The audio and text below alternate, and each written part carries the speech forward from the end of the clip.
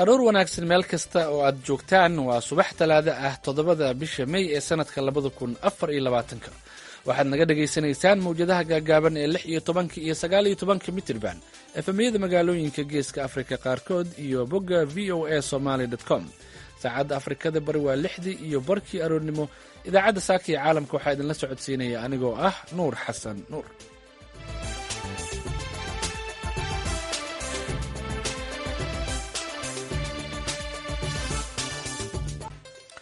qodobada aan idiin hayna saaka waxaa ka mid ah danjiraha cusub ee Soomaaliya u fadhiya Nairobi oo aan ka wareysanay isu soo dhawaashaha labada dowladood kadib khilaafaadkii diblomaasiyadeed ee Kenya iyo Soomaaliya.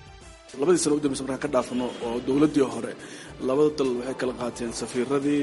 meel xun baan kala gaarnay oo wax badan ay qaribmeen, viisooyinka qaribmay, waxbarashadiiba albaabka ka baxday, wada hadalkii wada xiriirka labada dana burburay, ganacsiga labada dal baa kala burburay. hadda marka waxaan dib u abuurnay, aan dib u yeegleynay inaan yiraahdo xiriirka labada dal soo celiyo. waxaad kaloo maqli doontaan iskaashatada kalluumaysiga dan kulmis ee magaalada Muqdisho oo muddo 30 sano ah kadib laga rarayo kawaankii malayga. xaggee loo raraya? dhul soo raadsadayna tiri liidaan ka soo raadsannay, dhul aargada liida ku dheggan oo cabbirka dhulkayna ka weyn ayay dawladdu noogu gadda lacag $1 milyan oo ku dhow. kambanigii dhisi lahayna shalay u dhagax dhigay. markii dhismahaas la dhammeeyo kadibeyna iskaashatadaanu guurey. qodobadaasi iyo warar kale oo ku saabsan Soomaalida iyo caalamka ayaan idin haynaa, balse intaas oo dhan waxaa ka soo horeeya warkii caalamka.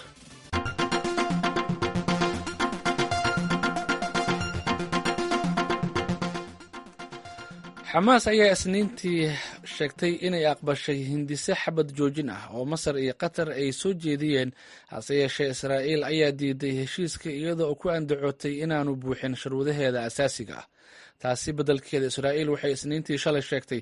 in ay sii wadayso weerar ay sheegtay inay ku qaadi doonto magaalada Rafax ee koonfurta Gaza, halkaas oo ay ku nool yihiin in ka badan 1 milyan iyo bar qaxooti barakacyaal Falastiiniyiin ah.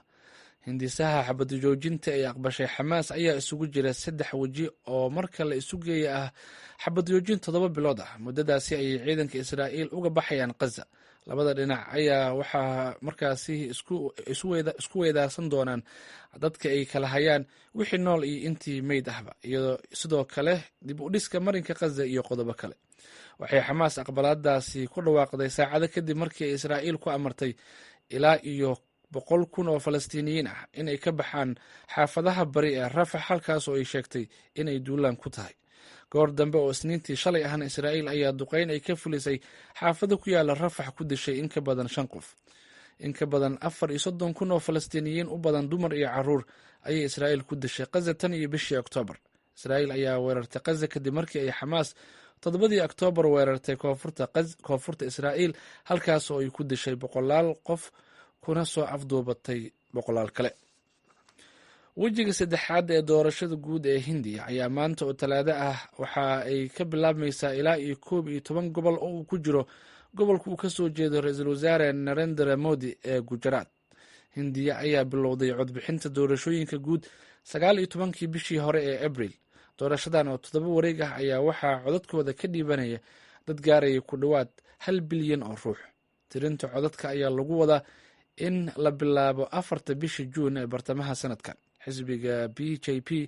ee ra'iisul wasaare Modi ayaa loo badinayaa in uu guulo waaweyn ka soo hooyo doorashooyinkan. warka caalamka waa naga intaa. u diyaar garooba qaybaha nooga haray idaacaddeenna saaka iyo caalamka.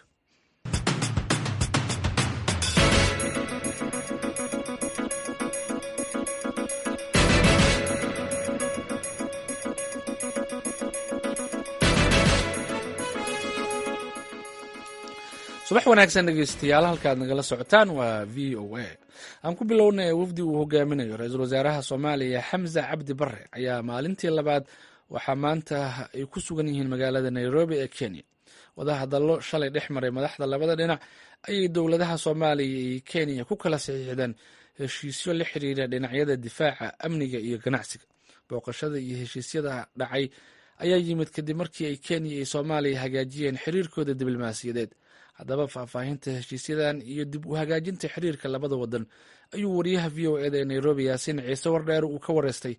danjiraha cusub ee Soomaaliya u fadhiyay magaalada Nairobi Jibriil Ibraahim Cabdulle. heshiiskan wuxuu ahaa heshiis muddo soo socday oo ah qaybtiisa saddexaad 2 mar baa loo sameeyey dowladda Kenya iyo dowladda Soomaaliya heshiis taariikhi ka dhaxeeyo daris waaye ilaah baa ka dhigay marka heshiiskan wuxuu ahaa duruufo badan oo labada wadan soo dhaxmaray taas waxay keentay heshiisyo badan ee qabyo noqdaan aan la taabagelin amba aan laga shaqeyn heshiiskan marka wuxuu kii saddexaad ee labada dal isugu yimaadaan guddiga isku dhafka iskaashiga ee labada dhinac guddigaas waxaan ku soo bilownay dhowr bilood ka hor ayaan waxaan soo bilownay wada hadal la xiriira maxaan ku heshiin karnaa heshiisyadii qabyo naga ah maxaa ka qaldan kuwa hore maxaan ka bedeli karnaa qaar cusub ma isla geli karnaa arrintaas muddo soo socotay muddo 3 bilood ugu dambeysay waxaan hadda soo gaarnay inaan ku heshiino amba aan ka doodno qodobadii aan isla garanay in hor u socdaan qodobadaas waxaa ka soo qayb galay guddi farsamo oo ka socda dowladda Kenya iyo guddi farsamo oo ka socda dowladda Soomaaliya labadaas guddi marka la isku daro tiradooda 100 iyo xogaa bay gaarayeen wasaarad kasta dad baa ka socday hay'ad kasta arrinta qodobad baa ka socday 3 macisho ayaan maalintii iyo habeenkii waxaan la fugureynay heshiisyadaas aan ka doodeynay ugu dambeyntii heshiisyo ayaan ka gaarnay guddi farsamaha ka soo shaqeeyay maanta ayaa waxaa jiri doona shir oo waxa la yiraahdo high level ambassador marka laga soo tago heshiisyadii xalay aad kala saxiixateen oo golaha wasiirada iyo cabinet secretary-ga waddanka Kenya ka u sareeya Mudavadi ay ka hadleen waxaa wali muuqda in dadku ay tuhunsan yihiin in wali ay jiraan kala shaki muddooyinka dambe jiray ka xagee looga gudbay waa run waxaa muuqata waxaa jirtay 4 sano 3 sano u dambeysay 2 sano u dambeysay marka ka dhaafno oo dowladii hore labada dal waxay kala qaateen safiiradii meel xun baan kala gaarnay oo wax badan ay qaribmeen viisooyinka qaribmay waxbarashadii baa albaabka ka baxday wada hadalkii wada xiriirka labada dal burburay ganacsiga labada dal baa kala burburay hadda marka waxaan dib u abuurnay aan dib u yeegleynay inaan yiraahdo xiriirka labada dal soo celiyo heerkii ugu sareeyay ummadda Soomaaliyeed iyo dalka iyo ummadda Kenya waa dad walaalo ah dad ehel ah taariikh ka dhaxayso sidaas daraadeed ilaah baan ugu abuuray mandaqad aan ku wada noolnahay adduunka inta la nool yahayna mandaqada way jiray marka isqabqabsi iyo isceyrsi wax ay tiraysa malaha dalka Soomaaliya waa dal ku wanaagsan ganacsiga dalka Kenya dhaqaalihiisa aad buu u koray oo hadda sida ula socoto waxa statistikada amba hay'adda soo saarto statistikada dalkan waxa ay tiri 40% waxa la yiraahdo real estate-ka ama dhismaha guryaha dalka Kenya waxa gacanta ugu jiraan Soomaaliya dhanka kale marka fiirisid reportage daraad soo baxay kumanaan Kenyan ah ayaa lacagta xawaalada la yiraahdo u soo diray dalka Kenya oo ganacsi ka wata Soomaaliya nabad ku qabo wanaag ku qabo marka labadii dhinac waa kala faa'iidnay annagana hadda Ilaahay baa wuxuu yadana bar ganacsiga East African ku biirnay marka lama horaan ayay ahayd inaan jabtar cusub amba wado cusub aan jeexano shirkana wuxuu asaasi u ahaa wadada cusub ee la furay ee labada dal iyo labada ummadood lagu hogaamin doono waxaan xaqiiqdii mahadam leh madaxweyne Xasan Sheikh iyo madaxweyne William Ruto oo labadooduba arkay in aan loo baahnayn isqabqabsi iyo isciirsasho ee loo baahan yahay in labada dal dhul ilaahayna macaa ka buuxshaba ay haystaan in laga wada faa'iideysto oo laga gudbo xaaladda lagu jiro Soomaalidana Ilaah baa ganacsi baray Kenyatuguna way arkayaan Soomaalida waxa ay leeyihiin dhanka kalena markaa fiiriso Kenyatugu waxay u arkaan Soomaaliya meelo badan oo daranka leeyihiin maadaama Soomaaliya uu yahay dal aan deen lagu lahayn dhismayaal ka bilaaban doonaan wado cusub furi doono in dad badan oo dalkooda ka shaqeystaan ambassador ugu dambeyntii dad badan oo Soomaaliya ayaa ku dhageysanaya oo dalkan ilaa intii aad timid kulamo kala duwan alla yeelatay qaabka ay dadku isku dhexgalayaan iyo talooyinka aad siinayso waxaan isleeyahay way ka soo gudubtay xaaladda hadda aan ku jirno saa ula socoto arrimo yar waxaa jira arrimaha tusaale marka soo qaban arrimaha dalka golka ama viisaha la yiraahdo waxaan rajaynaynaa bisha soo socota inay xalismi doonto waxaan kaloo laga yaabaa oo kamid ah qodobada aan hadda isku soo hadal qaadnay oo mar dhow laga heshiin doono arrimaha furitaanka xuduudaha danjiraha Soomaaliya u fadhiya Kenya Jibriil Ibrahim Cabdulle oo u waramayay wariyaha VOA ee Nairobi Yaasiin Ciise Wardheere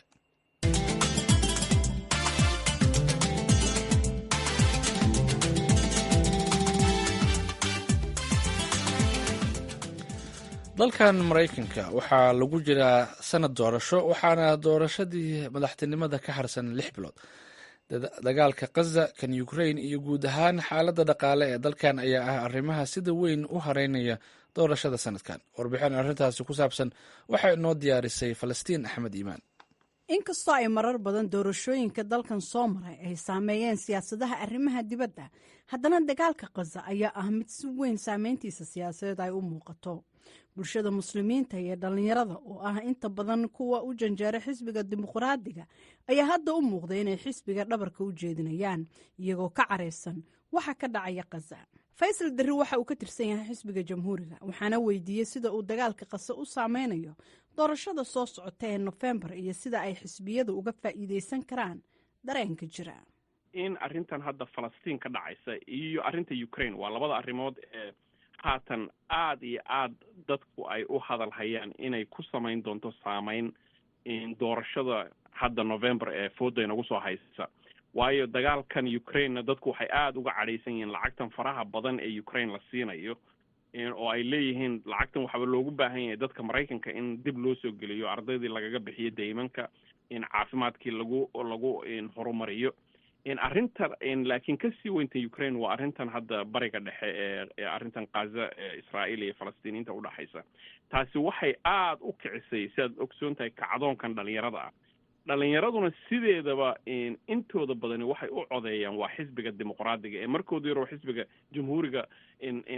tirada u codeysaa way ka yaray tirada ay dimuqraadigu ka helaan intii waxaa kusii darsamay dadka soo galootiga iyo dadka muslimiinta ah oo laftoodu in badan oo kamid ah ay aada uga caraysan yihiin waxaa kaloo iyadana haatan meesha soo galay dad badan oo garabka bidix ee xisbiga dimuqraadiga ah oo lafahanteedu ay aad ayaguna uga caraysan yihiin arrinta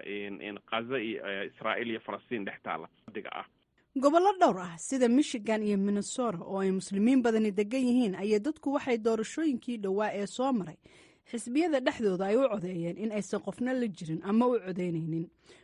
haddaba sidee xisbiga jamhuuriga uga faa'iideysanaya marka ay dhallinyaradii iyo qaybo badan oo bulshada ah oo xisbiga dimuqraadiga u codeyn jiray ay guryaha iska joogaan maalinta doorashada amaba ay qortaan in aysan qofna u codeynaynin? Faysal Darri ayaa arrintan ka jawaabaya. waa su-aal aada u fiican waana arrintii aan hadda ka soo hadlaynay oo ah in arrinta dadkii qortay uncommitted ama inaysan ku qanacsanayn madaxweynaha haatan talada haya ee Biden gobolada hadda Pennsylvania iyo Michigan oo kaliya labada gobol oo kaliya tiradii aan ku qancin madaxweynaha aan ku qanacsanayn waliba khaasatan gobolka Michigan haddii ay guryahooda iska fadhiyaan aan ka soo qaadnay inaysan ba xisbiga jamhuurigana u codeynin xisbiga dimuqraadiga u codeynin maadaama aysan labadaba la dhacsanayn haday guryahooda fadhiyaan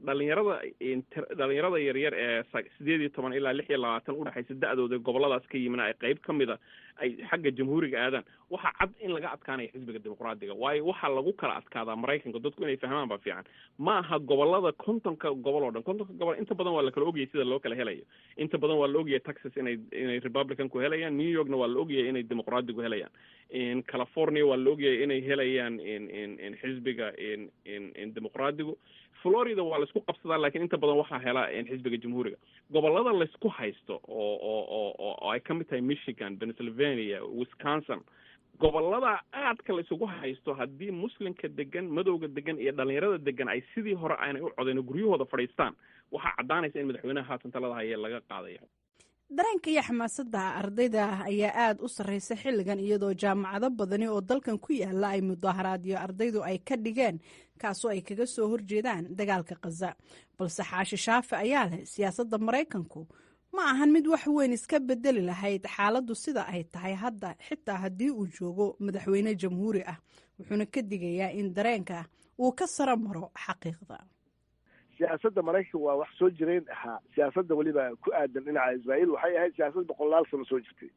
boqolaal sano habeen lagu bedeli karayo maalmo Biden maalin iyo labana go'aan kuma bedeli karin laakiin waxa laga rabay waxay ahayd kaliya go'aanadii Israa'iil inuu qaato dagaalka xabad joojinta ahaa ama celinta iyo xakameynta dowladda Israa'iil laakiin markay noqoto Trump ma aha mid ku dhaama arrintaas kuma dhaama oo dadku ay dareemaan sooyaalka siyaasadda waddankan kuma bedelanto reaction oo emotional ku shaqeyn marka laga soo tago dagaalka Gaza dhaqaalaha ayaa ah arrin kale oo ay isha ku hayaan Soomaalida dalkan degan mid ka mid ah ganacsiyadii ugu xooganaa oo ay ka shaqeyn jireen ama ay lahaayeen Soomaalidu wuxuu ahaa baabuurta xamuulka ama taraagyada haddaba sidee dhaqaalaha uu muhiim ugu yahay doorashada waxaan su-aashaasi weydiiyey Xasan Cumar oo loo yaqaan Xasan Dheere oo ka mid ah hogaamiyaasha bulshada ee gobolka Ohio guud ahaan dadka Mareykanku waxay ka fakaraan boorsada oo waaladka waxa ugu jira ama dhaqaalaha jeebkooda ku jira bay ka fakeraan badanaa sida soomaalida oo kale maahan oo siyaasad iyo maahan dad aada uga fakera especially dadka xoogsatada ah soomaalida marka waxay caan ku ahayd last 10 years 10 sano ugu dambeysay tracking business leeyahay business transportation-ka ama gaadiid wada baabuurta dhaadheer waqtigii hore oo dhan wuxuu ahaa aada looga faa'iiday oo aanu ognahay soomaaliya xataa haddii la tago traagla weya ninka hadii la yidhahdo loo arko inuu yahay janaalihii sacuudiga aadi jiray waaga hore soomaaliya waagi la joogay oo maxaa la dhihi jiray kasoo xoogsan jireen intii baryahan ahayd waxaa aada hoos ugu dhacay ganacsigii traag oo sometimes waxaad arkaysaa raggii waday oo makhaayadaha iska fadhiyo oo turub ciyaaraya oo haddaad tiraa war maxaa dhacay ku dhahaya waxaan qaadnaan weyne doorashada soo socota ee Nofembar ayaa ah mid ku soo beegmaysa xilli isku qanacsanaan la'aani ay ka jirto xisbiyada dhexdooda iyo dadka taageersan waxaana tiro badan oo dhalinyaro ah iyo soo galootiba ay isha ku hayaan sida musharaxiintu u maareynayaan arrimaha iyagu ay u arkaan inay muhiim u yihiin ama ay xiriir la leeyihiin